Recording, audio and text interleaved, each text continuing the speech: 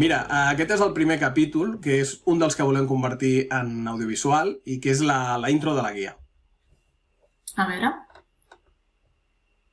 Vale, mira, així a primera vista, el primer que veig és que és curt i els paràgrafs són relativament breus. Per tant, comencem bé. Sí, a veure, és una mena de recorregut històric, una descripció del procés fins a l'actualitat i una justificació de la mateixa guia. Clar, a mi la primera idea que em ve al cap és la típica veu en off, vale? que explica això acompanyada d'imatges d'arxiu per il·lustrar tipus fotografies, infografies, clips, no sé. Sí, ho entenc, però crec que és una mica evident, no? És a dir, jo crec que ens hem de fixar en el què volem dir per després decidir el com, és a dir, la forma. I d'aquesta manera sí que explicar el procés és orgànic, és tot en evolució, però a més té un punt de posar en valor més reivindicatiu. Vale. Per tant, vols dir que això ha d'anar més enllà de que sigui una narració i unes dades d'imatges de fons, no?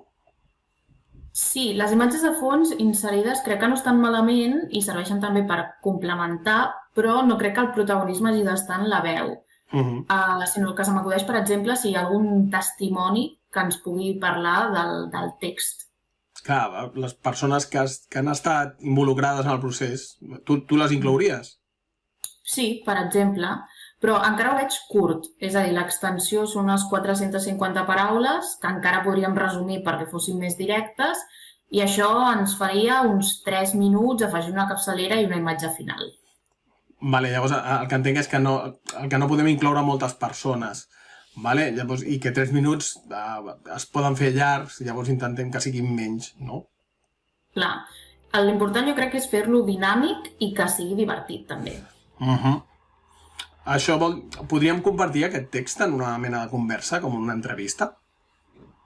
Jo crec que sí, que seria bona idea. Jo intentaria centrar-lo en una persona o dues, com a molt, i sobretot fer això, que el llenguatge sigui el més directe possible. No sé si t'acudeix algun perfil de persona que puguem entrevistar. Jo havia pensat en l'Araceli Crespo.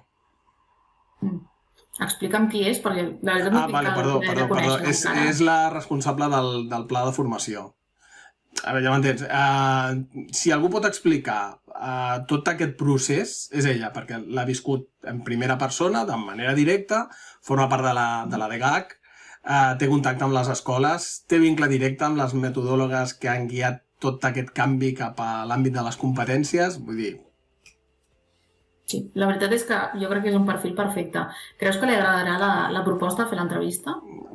Li podem preguntar.